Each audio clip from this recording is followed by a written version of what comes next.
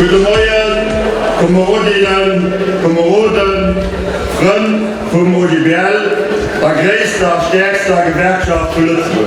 Soll ich mich herkürzen, Moment?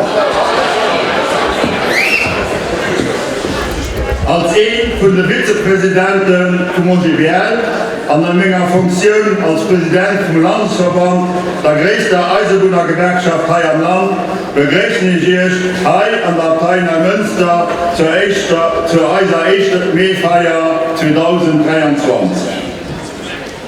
Ich wollte euch aber sagen, dass ich persönlich ein bisschen traurig bin, dass wir dieses Jahr nicht einen kilometerlangen Kochtisch organisiert haben. Also,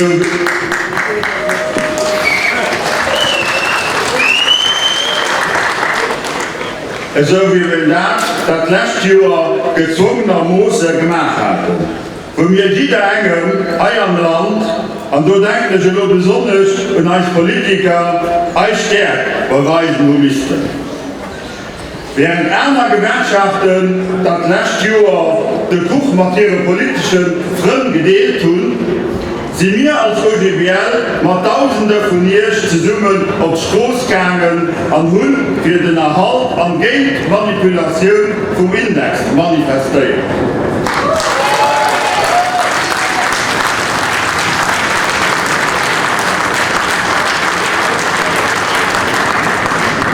Und das mit großem Erfolg wird sich schlussendlich herausgestellt. Ob ihre Peitschenden und ihr die letzten 2 Monate einen unermüdlichen Ersatz gespürt. Also solange kämpfen unsere Politiker ein besseres Sozialmodell wie der Index proposieren kann, werden wir als OGBL auch in Zukunft den Index vergeben, aber wenn es missziehen, geben wir auch nicht Pferden, für während ich eine Woche rum auf die Straße zu gehen, nur Motto, Fanger weg vom Index.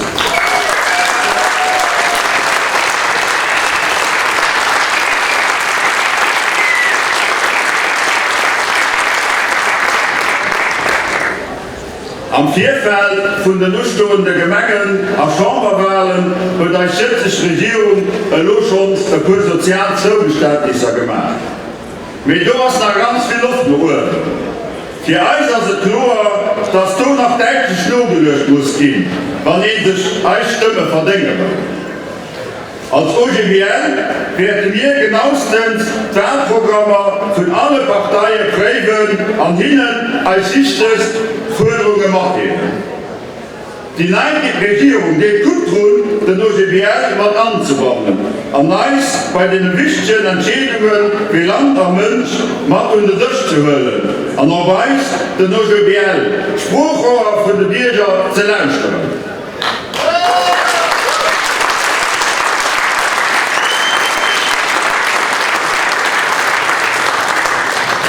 So denken ich nur als Eisenbahner ganz besonders unter der Verhandlungen am öffentlichen Dienst. Die man näher wie die Verhandlungen, die letzten Jahre aufgeladen sind, stinken erbärmlich. Das lassen wir uns nicht mal ein Kerl bieten. Wir lassen uns nicht wie Hallagor. Kameradinnen und Kameraden, als OGBL vertreten wir bald 41.000 Leute, die direkt und noch indirekt vom Akkordsalarial am öffentlichen Dienst aufhängen. Und dafür darf den OGBL Landesverband nicht nach einkehr von den Verhandlungen ausgeschlossen werden.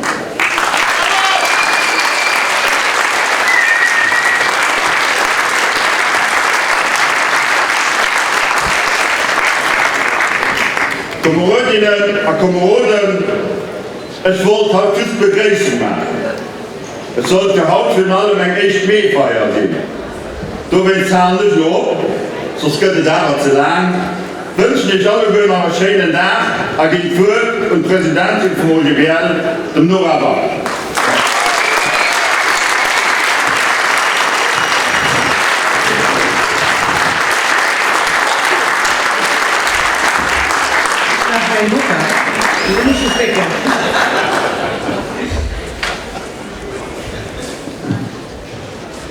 Merci, Georges. Kolleginnen und Kollegen, Freunde, ich sage ganz große Merci für Ihre Präsenz heute Morgen. Das ist wirklich stark zu sehen und das bedeutet das, weil du schon gesagt, wir sind nicht mehr am nämlichen Film, wie wir das letzte Jahr waren. Letztes Jahr waren wir im Konflikt mit der gesamten Regierung und mit dem Rest von den Sozialpartnern zu Lützeburg. Und das sind wir noch nicht mehr. Oder vielleicht auch. Wir sind also nicht mehr, wir wissen viel weiter, du als Kolleginnen und Kollegen, und zwar, weil wir es durchgesagt haben. Und weil also letzten 1. Mai hier auf dieser Platz ein bombendes Succès war, und wir hinter dem 1. Mai nicht abgehalten haben. Und wir es gewährt haben. Wir haben es gewährt am Verhandlungstisch, wir haben es gewährt an den Betrieben, wir haben es gewährt auf der Straße. Und das wird zu einem Erfolg gefordert, Kolleginnen und Kollegen. Und dafür soll ich erst eine ganz, ganz große Merci.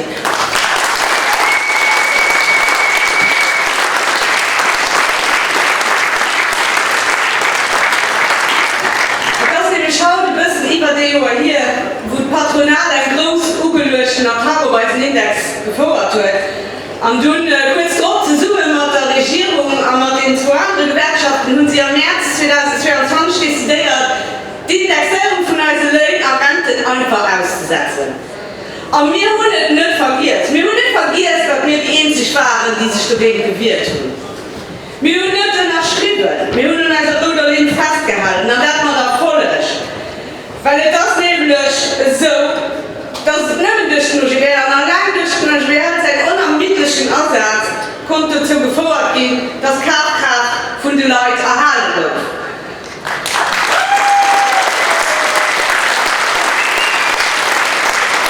Wir haben den Sternenkult, dass die Kundengruppe am September letzten Jahr dezidiert, ihn als für ein Indexsystem normal abzulassen. Am am März von diesem Jahr sind Sozialpartner in der Stadt nicht weit gegangen und sie haben das Indexsystem formal für die Zukunft aufgesichert.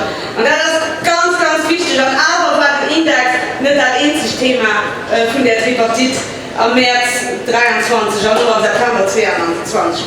Deckelung von den Energiepreisen auf Beschluss und weiter verlängert. Das hilft der Kaufkraft von den Leuten und hilft die Inflation an den Griff zu kriegen. Es kaufen noch eine ganz Reihe anderer wichtige Maßnahmen drauf, wie Zusatzhilfen am Wohnungsbau und der ökologischer Transition.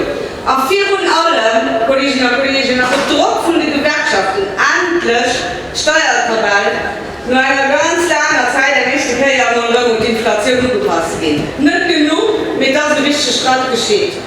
Und alles das, Kolleginnen und Kollegen, wir ohne Ehrenersatz, ohne Eisenersatz, ohne Courage und Engagement seit dem letzten Jahr undenkbar wird. Alles das als Resultat von unserem gemeinsamen Engagement. Und wir sind heute noch jovial und ihr wisst, dass die gestärkt aus der Zeit, wo du rausgegangen hast. Es war eine harte Zeit. Und wir sind von allen Seiten auf der Stelle.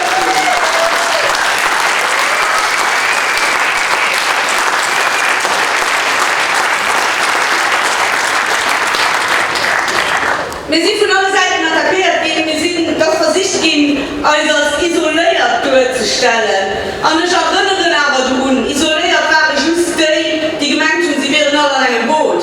Just die bei einem warmen Stuhl an einem geschlossenen Indexklau geschlossen haben. Und wir sagen das nicht. Wir werden das nicht sehen. Und wir sehen das nicht, Kolleginnen und Kollegen.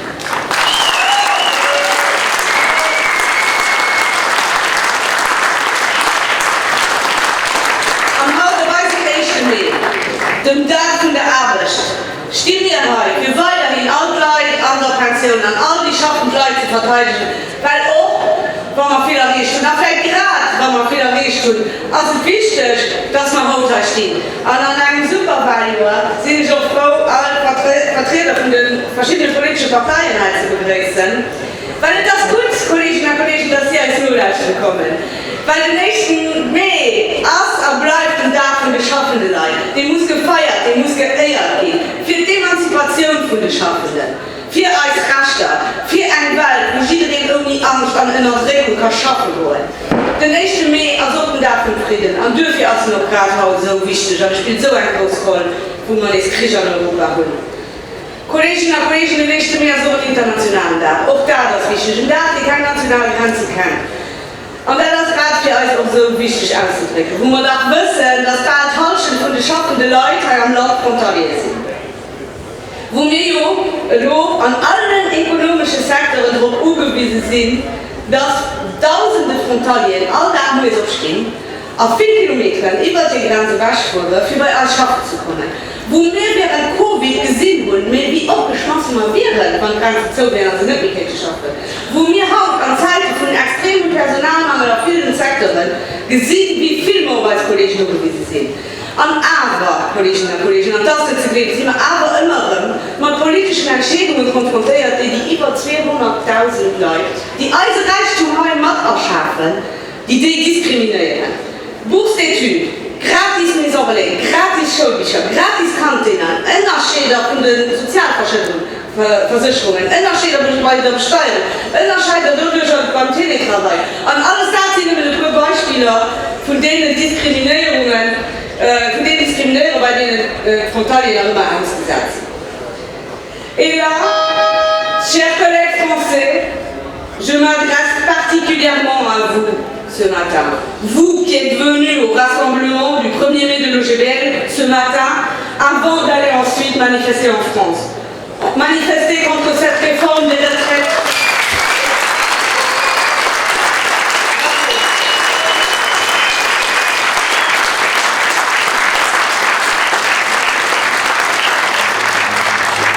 Vous allez manifester contre cette réforme des retraites de Macron foncièrement illégitime, antidémocratique, injuste et inacceptable. Et oui, l'OGBL est solidaire avec le Front syndical en France. Nous l'avons été dès le premier jour. Nous sommes présents depuis le premier jour de la lutte et nous le serons avec vous jusqu'à la victoire.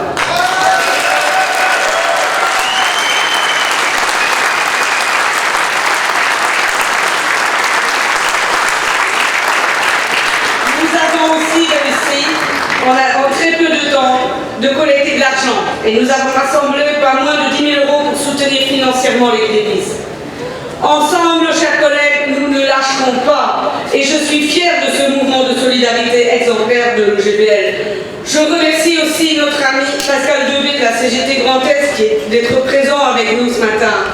Face à cette attaque massive contre le système de retraite français, menée par le président Macron et le gouvernement Borne, plus de 3/4 des Français et des Françaises se sont opposés à cette réforme depuis. Depuis janvier, des millions de personnes se sont mobilisées à travers toute la France. L'OGBL soutient donc pleinement et activement les mobilisations en France. Et nous demandons au gouvernement français de retirer cette réforme.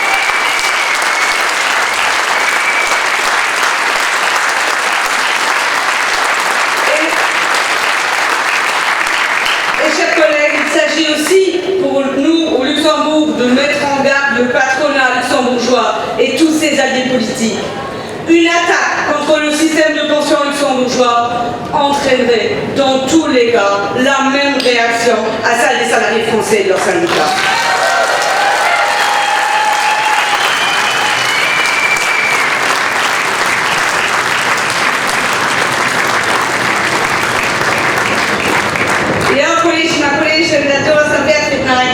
Zu wiederholen, das ist eine Warnung und Patronat zu Lützeburg.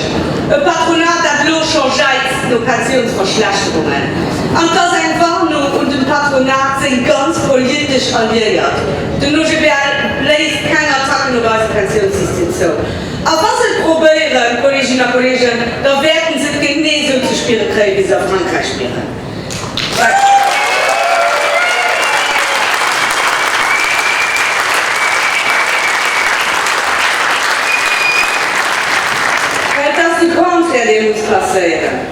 Wir brauchen bessere Rente. Wir können es doch nicht erlauben, als Reichsland, wie wir heute in Lützeburg sind, das als Altersarmut ständig wies erwies. Können wir uns erlauben, dass Leute, die ihr Leben lang hart geschafft haben, am Alter die Pension nicht hoch genug ist, für das sie über die Runde kommen oder gar nicht über die Runde kommen. So ein Land will man.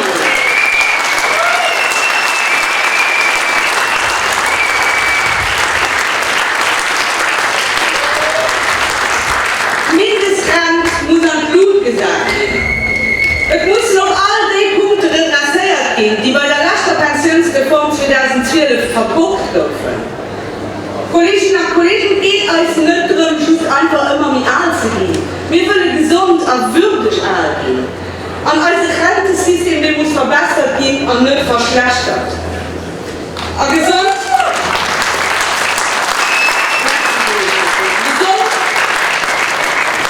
will man auch auf der Arbeit bleiben. Nicht nur in der Pension.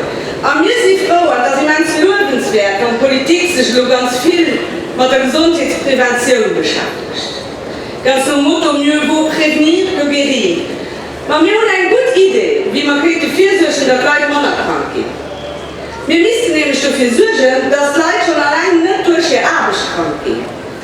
Und das geht bedeuten, die Arbeitskraft zu verbessern, zu modernisieren, anzupassen und die neue Betriebswelt. Das geht bedeuten, die Arbeitszeit zu verkürzen. Der Burnout-Risiko geht auf Blut, wir wissen nicht. Probleme von den Leuten für ihr Berufs- und ihr Privatleben in den Hut zu kriegen, sind immer mehr groß. Als Arbeitsintensität klimmt. Auch wenn wir wollen, die Situation von den Salarien verbessern, also Gesundheit auf der Arbeit. Auch wenn wir auch wollen, für am Langage von Patronat zu schwarzen, mehr attraktiv gehen, für auch Leute aus der Großregionen zu zählen. Aber da muss man etwas dafür machen. Und dafür, Kolleginnen und Kollegen, brauchen wir einen allgemeinen Arbeitszeitverkehr zum vollen Lohn.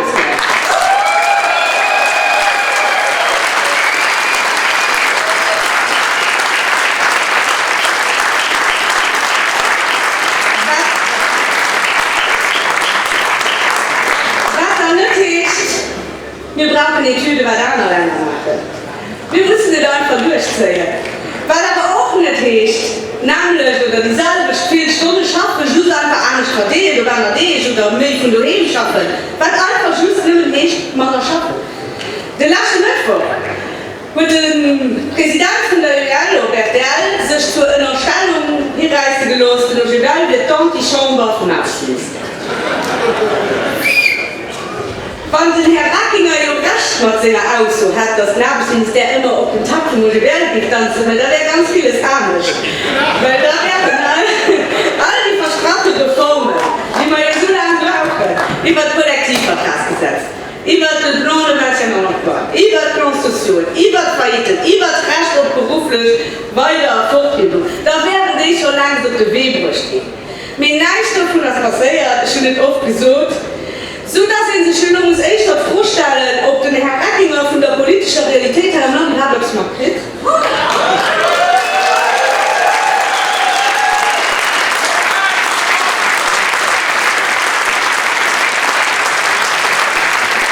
Und auf den Registern geht, sind notorisch Gewerkschaftsfeindlichkeit am Fenster zu stellen. Und dann als Präsident von der UL, als das Form vom sozialen Dialog wie die Patronat der UL sich in freiem Land wünscht. Weil da muss ich auch wissen, Gewerkschaftsfeindlichkeit, also sozialer Dialog, die schließen sich eben gegenseitig aus. Und dafür auch sind die akzeptabel. Auch Herr Rackinger, die hat Robert Bertel in Bezug auf die Tür, die man Arbeitszeitverkehr zu noch ein weiter falsch ausgemacht. Weil die Logibert mit gerade so wenig virtuell überhaupt nicht mit der Tür zu dienen haben. Dann aber nicht unter Tatsache, dass sich die Logibert für eine Verkürzung von der Arbeitszeit aussetzt. Ah ja, Herr Rackinger, es kann überraschend für euch sein, mit welcher Chance an seiner ganzen Geschichte kämpft Salariat mit seiner Gewerkschaft für bessere Arbeitsbedingungen. Das ist es.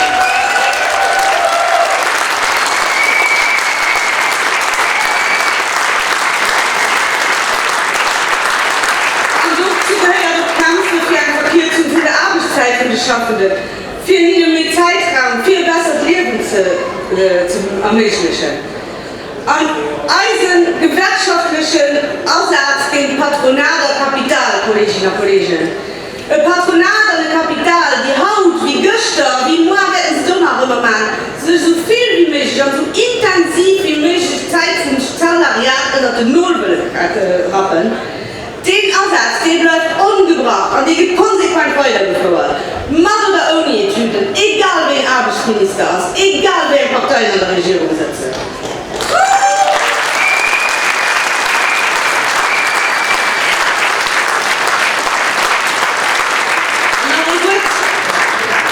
Zu der Arbeitszeitverkürzung.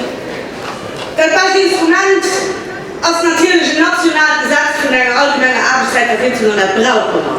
Und neben dem Gesetz, als die Instrumente der Kollektivverträge, da war die möglich nur Statuszeitvertretung anzupassen und Bedingungen vom Sektor und Bedingungen von den Entreprisen.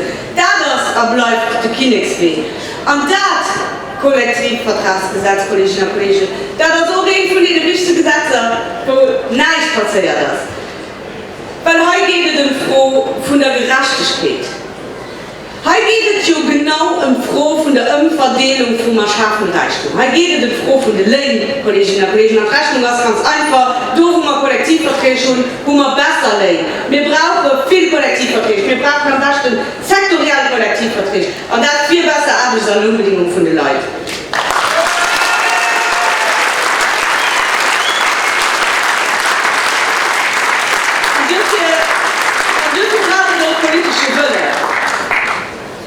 Weil du so viele Jahre nicht geschieht auf dem Punkt, weil du immer im Versprochen hast. Machen wir schon drauf aufmerksam, dass wir Logen nehmen müssen gucken, wie eine Partei sich ersetzt für eine Reform vom Kollektivvertragsgesetz. Und noch was für ein Kollektivvertragsgesetz die Partei sich will. Weil an dem Gesetz, du brauchst auch besser Streikrecht. Es geht immer um Mutkraft. Wir brauchen noch ein Recht auf Warnstreik während der Verhandlungen. Kolleginnen und Kollegen, ein ganz aktueller Konflikt, den sich U-Bahn, der weiß, dass das Gesetz muss überschafft und gestärkt gehen, als der bei der Parvolus. Zur Erinnerung, dass eine Firma mit majoritär staatlichem Aktionariat hat die Direktion mit der Fertigspurt über 10 Monate lang Verhandlungen zu führen, ohne dass es zu einem Antwort kommt. Die Direktion wird immer refusiert, am Jugendblock gesehen für trotz Bombenresultate.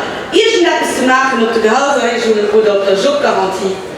Kommt nicht zu einem Akkord, wo sind Gewerkschaft berechtigterweise Pflicht umgegangen mit dem Konflikt. Und heute hat die Direktion das grundsätzlich Recht von der Gewerkschaft für Abschlichtung auf vorgestellt.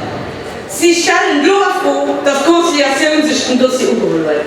Und sie gehen sogar auf Gericht. Das ist ein Flagrantattack auf ein wesentliches Instrument von Sozialdialog zu Lützeburg und bei Streikrecht. Und das ist inakzeptabel.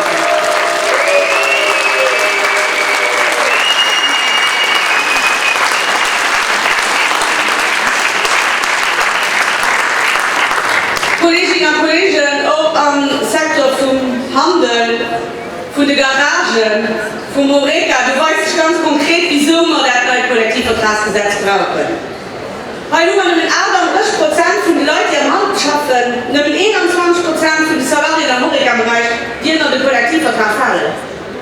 Also, ihr findet fest, dass das schlecht ist, oder schlimm für Damen und Lohnbedingungen, sind wir so mega weit weg von dem, was die Europäische Kommission als vorschreibt, wo Ziel bei 80% Kuvertur von den Kollektivverträgen ist. Und dafür brauchen wir das Gesetz.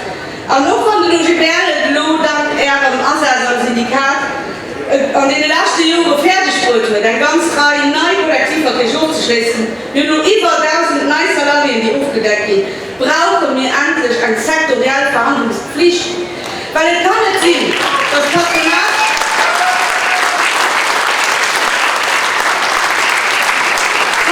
am Horeca-Bereich, die interessieren einfach mal das zu verhandeln. Die an der Restauration kollektiv, die lassen die Verhandlungen mit Absicht schläfen, weil die Obligation legal nicht gibt. Die Regierung wurde im Koalitionsprogramm versprochen, dass die Reform könnte, aus einer weiteren Tüte, als wieso nicht geschieht. Es muss nur etwas geschehen. Und in einem Gesetz, wo du sehr muss etwas passieren, als das zu der Plattform habe ich, du musst noch sagen, dass Patronat eine andere Meinung hast. Die sind nicht eine Chance, mit Realität ist aber ein ganz anderer, weil wir in Haut schon über 2000 Leute zu Lützeburg für lieber Plattformen schaffen. Und die gehen nur als Schalten selbstständig bis auf knapp ausgebeut. Die schaffen nur bis zu 60 bis 7 Stunden in der Woche, für um 1. Monat auf den Mindestlohn zu kommen. Sie können bezahlte Congé, Sie können Sozialversicherung, Sie können Recht über eine Personaldelegation, geschweige denn über Kollektivvertrag. Wir Krankenkassen trotzdem schaffen wollen, oder das nicht bezahlen. Und das muss nur sehr aufhalten, ihr das Phänomen nur überhand hält. Das Gesetz muss nur sehr kommen, Kolleginnen und Kollegen.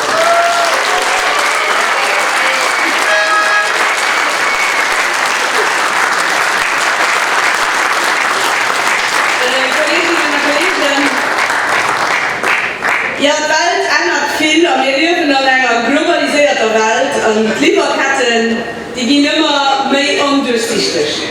Sie gehen immer mehr komplex. An so einer Welt muss ich mir sicherstellen, dass durch die Aktivität, die hier an den Betrieben hier am Land gemäht wird, nicht Menschenrechte einzuschauen auf der Welt mit Face getrippelt gehen. Wir müssen doch als Entreprise und als Finanzinstitutionen an Verantwortung holen. Wir müssen sie doch kontrollieren, dass sie an ihrer ganzen Schäden Valeur nicht zu Ausbeutung, zu Kammerarbeit, zu Menschenrechtsverletzungen und zu Umweltschäden kommen lassen. Und das, Kolleginnen und Kollegen, kann nicht mehr über das Nationalgesetz zum Devoir de Vigilance beschreiben.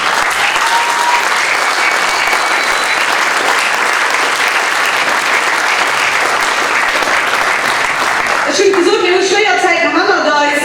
Wir, die schaffenden Leute, Familien, Rentner, sind zum großen Teil Leidtragend von den Krisen, die wir durchleben. Und das ist leider immer so. Immer an der Geschichte wie Verluste Verzicht auf die Leute auszulassen. Nur eine Krise. Und in den 80er hatten wir Sozialaufbau als Antwort auf Globalisation. Dann hatten wir Austeritätspolitik als Antwort auf die Wirtschaftskrise. Nun haben wir Kraftkraftverluste als Antwort auf die Energiekrise. Die Leute spielen etwas selber wirklich nicht dran. Alles gibt mir teuer, aber gleichzeitig, Kolleginnen und Kollegen, kriegen wir noch dauernd Angst gemäht. Die Krieg geht nie enden, wie wir skalieren. Die Energie- und Gasversorgung riskiert, um knapp zu gehen. Der globale Handel wird dadurch durch die verschärften Handelskonflikte. Die USA, die werden Europa fragt machen mit ihrem Inflation Reduction Act. Und schlussendlich kommt dann die ganze große Rezession und da verlieren Tausende von Leuten Arbeitsplatz. Und dafür sollen wir nur mal selber ruhig bleiben. Dann schön den Ball flach halten. Wir sollen froh sein, all das, dass wir eine Arbeitsstelle dir verschaffen wollen. Kolleginnen und Kollegen müssen immer unbetont werden, die Tripartite noch loben. Wir sind nicht an einer Rezession. Immer mehr Wirtschaftsexperten suchen auch, dass wir zu behandeln werden, zu einer Rezession kommen. Und da muss man aufhalten, für den Druck Angst zu kriegen. Ich sage, wo du speziell schwarz Wolke gemalt sind, weil die Übergangsstimmung aus Fabrik gehen, aus der von der Industrie. Und da hat man just wie wieder dazu, nur der katastrophale Annonce, die man erlebt hat. Und wir sind wirklich klar aufgestiegen.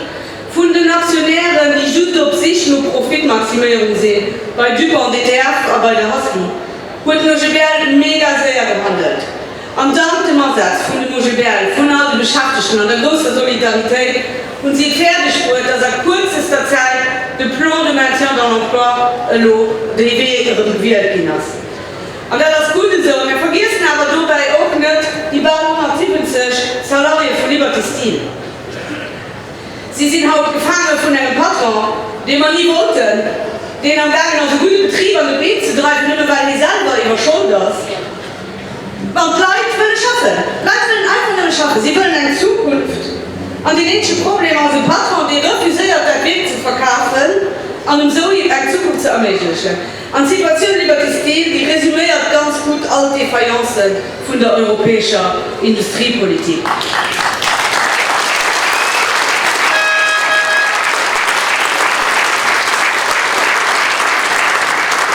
Kolleginnen und Kollegen, die Regierung selber antwortet, die konfirmiert, dass der Sektor nicht an einer allgemeinen Krise steht. Und dafür möchten wir einen Appell und Patronat aus dem gesamten Sektor dafür zu sorgen, dass der Sektor in der Zukunft gut aufgestellt ist. Dass auch mehr Leute im Bild schaffen kommen. Und das geht eben nicht mehr am Sozialdialog. Das geht nicht mehr, indem sie die Gewerkschaften und Delegierten einstellen, indem sie sie mal abziehen. Aber wir wollen auch, dass die Entreprisen an Verantwortung zugehen. All die staatlichen Aiden und Subventionen, die sie kriegen und danach kriegen, die müssen aber auch in Konterpartien gebunden gehen. Wir wollen kein Blanko-Scheck für Investitionen, die ja nur leidlos sind.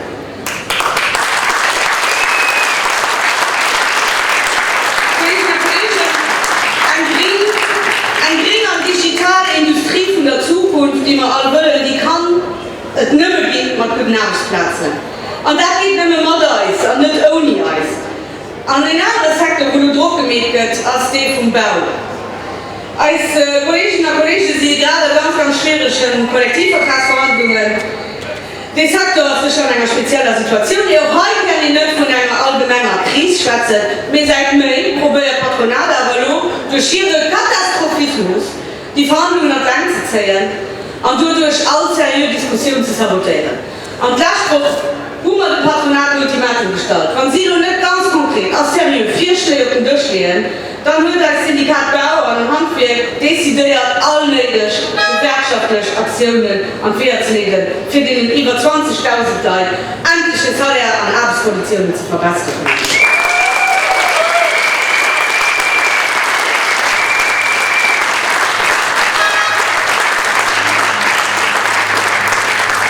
Wir dürfen nicht abbrechen für der Panikmacherei. Wir müssen als wir müssen nur handeln, die befehlswürdigen, dass es nicht zum Worst Case können.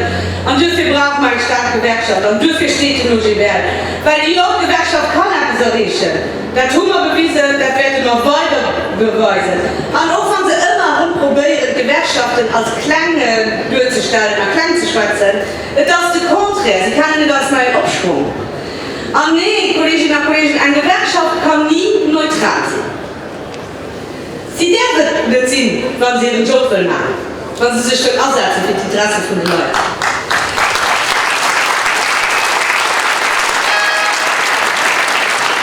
Aber dann eine kleine korporatistische Gewerkschaft, die muss nicht eine sektorielle Repräsentativität haben. Aus dem Finanzsektor. Die Leute wollen verklicken. Sie werden nur in allen Sektoren ökonomisch, ob das sich nur sowieso neutral integrierten, weil sie selber sowieso neutral sind. Dann muss sie nur mal bewiesen, dass sie nicht verstanden haben, was die Gewerkschaft zu sehen.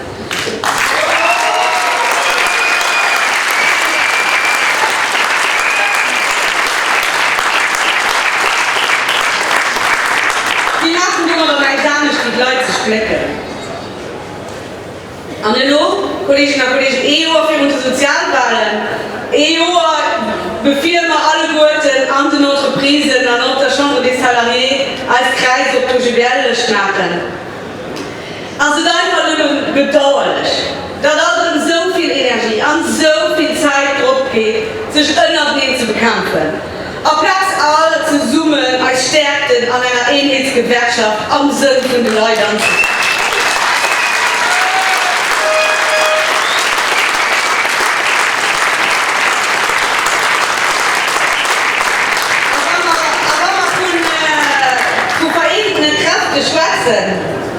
Da kann er doch nicht sehen, dass eine Gewerkschaft euch einfach ausschließt aus Verhandlungen. Die Job wird schon gesagt, die UGBL wird nicht locker lassen. Für das wir bei den nächsten Verhandlungen vom Akkord Salarial und öffentlichen Dienst mal auf den Verhandlungstisch sitzen.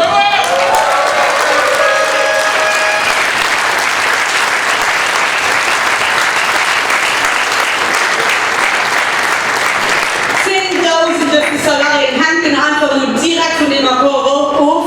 Und da das Sektor mit UGBL und Landesverband majoritär sind, Logement majoritär sind, Salarié bei Staat, bei Gemeinden, am Gesundheit und Sozialwesen, bei der Eisbuden, nicht zu vergessen die tausende Funktionäre, Tendenz steigen, die am UGBL organisiert sind, wie zum Beispiel am Enseignement, bei der Polizei.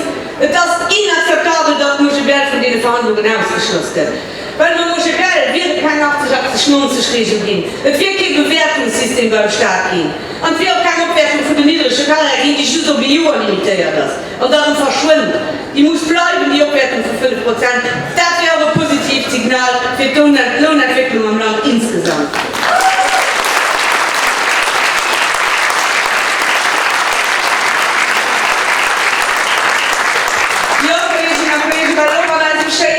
Reiche, privilegierte Lützeburg wird da immer viel ungerecht ist. Viele Leute, die nicht über die Runde kommen.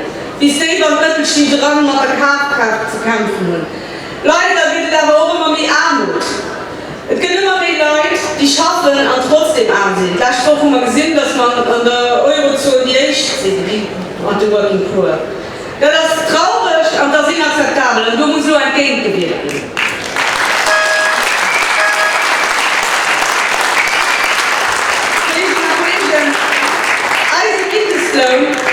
Die Leute erinnert dem, wo so gutes Stadtwerk sieht, das wird ein Minimum für hier am Land die überleben. Die Leute erinnert dem, dass die europäische Direktive viel gesagt wie die Mindestlohn selbst gesehen. Aber Kolleginnen und Kollegen, die Leute noch viel mehr Leute erinnert dem, was noch schaffen Reichtum von den Leuten mit Mindestlohn hat.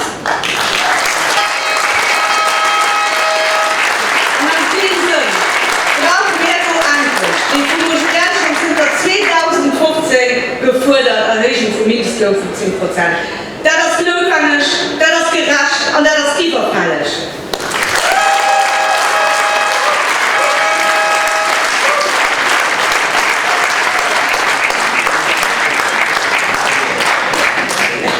Kolleginnen und Kollegen, wenn wir bei den Linken sind, das wäre ein echt mehr Index.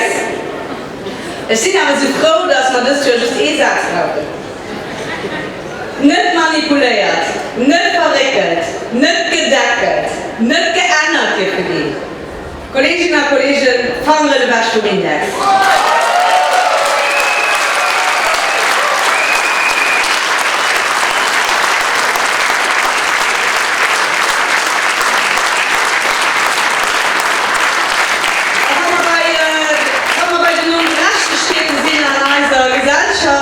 Da wo man nicht anstehen, die Angst mit größten Ungerechtigkeiten am Land zu schwätzen finden. Ungerecht, weil die allermeisten von uns sich schon ihr ganzes Leben lang verschulden und wir müssen den größten Teil von unserem Revenu ausgeben, für die harten darüber Kopf zu holen. Und den kleinen Grad von Ultrareichen, die verdient sich können nur mit der Spekulation von einem Grundbedürfnis. Mehr ungerecht geht nicht. Bezahlbare Wohnraum brauchen wir, Leute, die real begrenzt die brauchen wir, Spekulanten, die wirklich bei Käsegebieten die brauchen wir, Regierungen versucht, die nächst der Tag nicht machen. Das muss man nicht so.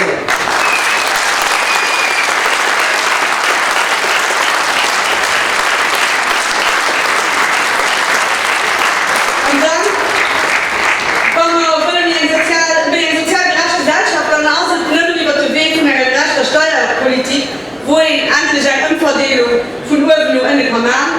Am Wahlkampf muss auch eine Partei, die für sich behauptet, es geht ungleich zu machen, fast bekennen. Ja, die werden auch für ihre finanzstarke Staat. Wir sind für eine Stadt, die genug tun wird, für alles da zu finanzieren, weil die braucht für eine fortschrittliche Gesellschaft. Finanzierung vom Sozialstaat, Finanzierung von den öffentlichen Diensten, Finanzierung von allen Investitionen, die ihr braucht, für eine klimaneutral und höchstqualitativ Gesellschaft zu führen. Dafür braucht der Staat genug Steuerreserven. Wir sind nicht für eine Aufsenkung von der Steuerreserven, wir sind für mehr Steuergerechtigkeit. Weil wir sind auch ganz weit von der Wasch. Wir brauchen erstens eine Personenbesteuerung mit einer realen Steuerprogression, die kleinen Revenuen entlastet, den Mittelstand vorgelaufen und ihre Hilfe für die ganz hohen Revenuen mit stark bis zu einer Spitzensteuersatz von 5% gesteuert.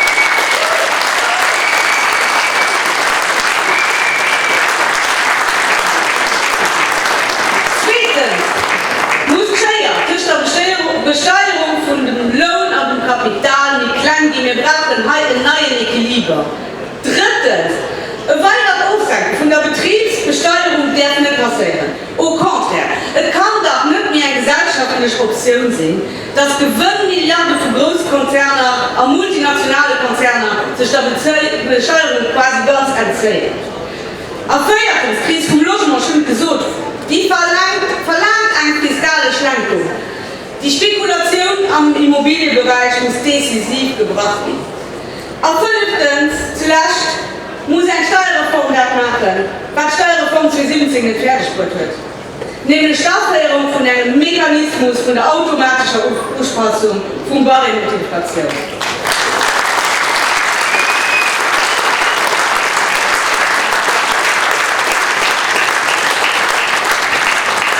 Die Kaltprogression, und ich habe schon immer so gesagt, wird Salariat schwer betrachtet. Also, wo wir noch fertig wird, also ich werde an der Tripartit, dass 2,5 Indextranchen am Barren berücksichtigt stehen, mit du fehlen der Lohn auf 4,5 und um 23 werden da 5,5 sein. Oder für der Geld auszudrücken. Ein schönes Beispiel vom Durchschnittslohn für 5.000 € brutto monatlich. Du frisst die Kaltprogression weiterhin 1.646 € netto pro Jahr. 1996 war es Jean-Claude Juncker. 2012 war es Luc Frieden, der die dämonischen Automatismen von der Anpassung von Steuerwahlen und Inflation ideiert hat. Und nun muss eben angesagt. Die Kolleginnen und Kollegen, Lohngleichheiten, die gehen aber nicht schon an der Arbeitsweise, sie fangen Leute schon viel wie früher. Das wissen wir. Wir haben leider ein Bildungssystem zu Lützburg, den Lohngleichheiten weiter und so weiter verliert. Der Bildungsminister will verschärft als gute Liberale die Ungleichheiten durch weiter Konkurrenz zwischen den Schulen. Kolleginnen und Kollegen, der Beruf vom Enseignant muss mehr attraktiv gemacht werden, auf Platz, das nicht mehr bradiert wird, wie du zum Beispiel mit der Formation Quereinsteiger. Der Zahl stellt auch beim sozio-edukativen Personal am Bereich Kammererzählung. Bradieren von den Diplomen, für Bayern dann immer mehr niedrig zu machen, das geht um Kosten von der Qualität von der Kammerbetreuung. Wir sind auch als UGBL gegen ein Obligationskolleg. Die Schussfrage besteht, dass nur die Jungen ab 16 Jahren, die eigentlich nicht die Willen an Schulen holen, die nicht beim Schulsystem Inski sind am Inski. Dass die nur nach 2 Jahren sollen an einer Art privatbetriebener Crèche für Jugendliche geplaciert werden. Wir sind für ein Welt, wo die Jungen die Schwur haben, den Weg zu wählen, den sie wählen.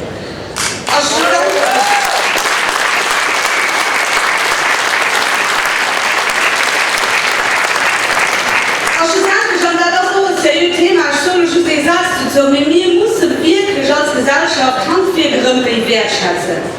Wir können nicht drüber so just auf den akademischen Orientierung setzen. Da sind wir total am Holzweg. Wir müssen Berufsausbildung reformieren. Und das bis zum Meisterbrief, den dann eigentlich auf dynamische Qualifikationsniveau soll geben, wie der Gesellschaft.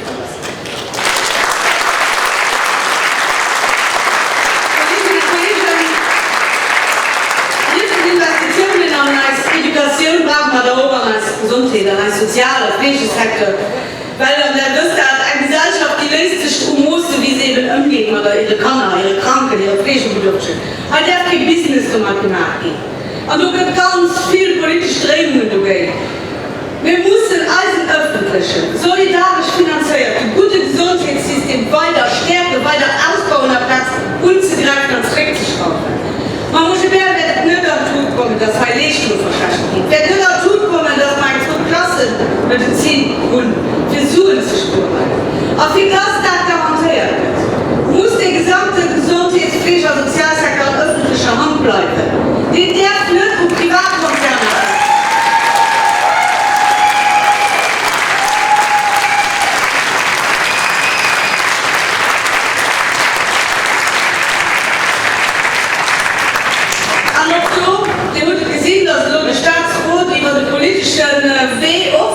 Abfluss auf die Frage von der ERM-Diskussion zu hören.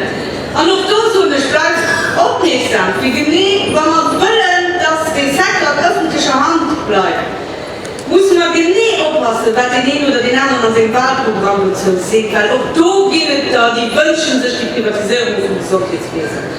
Was Privatisierung belangt, wissen wir, was das bedeutet als Arbeitskondition.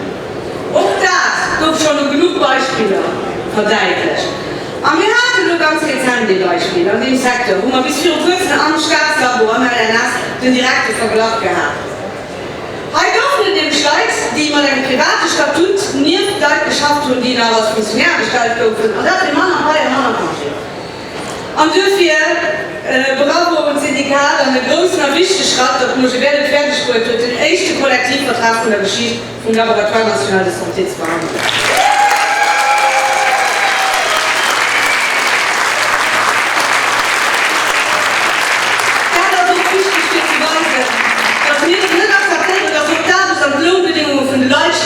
Privatisierung nach der Kälte gehen.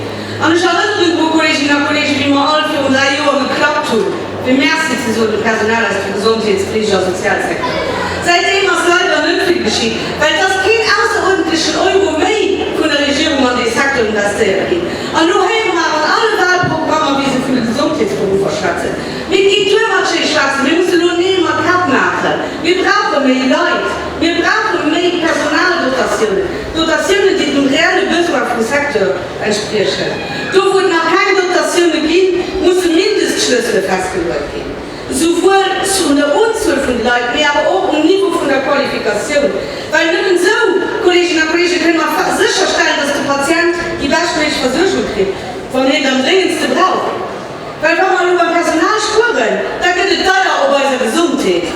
Und da können wir nicht akzeptieren.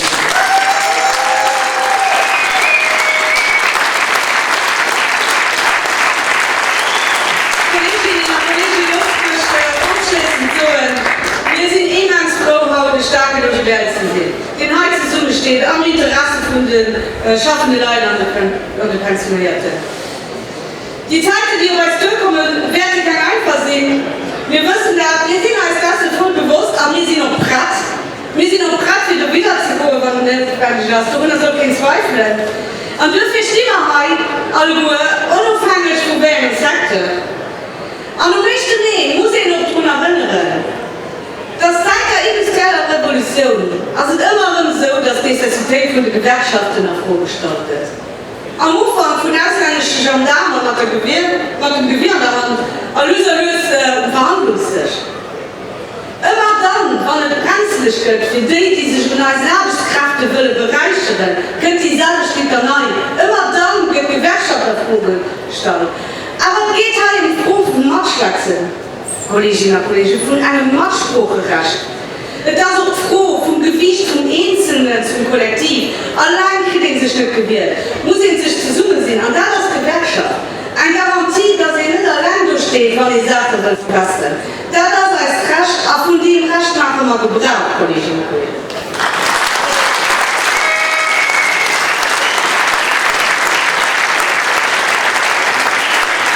Der nächste Weg, aus dem wir zum Feiertag gehen, weil genau auf dem Tag für ein Arbeitszeitverkehr zum Kampf gehen. Und das ganz irgendwie Tüte. Das war für den 137 Jahre. Das ist in der Zeit eine weitere Straße geworden. Kolleginnen und Kollegen, es tut nicht viel muss merci für Ihre Geduld. Ich erlaube mir, mich schon an einem Satz und ein hauptamtliches Staffelmodell zu handeln. Die sind wirklich genial. Und hier stelle ich ganz großes Merci für Ihren alltäglichen Ansatz. Ich tue dann aber auch Neumünster, merci. Da ist der Herr, da ist die. Da kommt sie mal hier auch auf dem Feld du Travail de Culture. Merci à nous, à den ganzen Equipe, à nous, à la politische Sprache.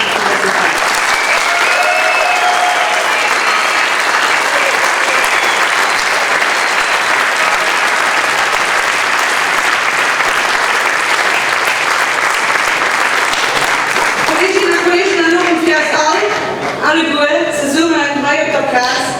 Wir alle zusammen sind die Logibel. Wir alle zusammen können als eine Herausforderung stellen. Am Interesse von allen Leuten, von den schaffenden Leuten, ganz näher und ihre Familien. Ich sage nicht merci. Vive der nächste Mai, vive die Logibel.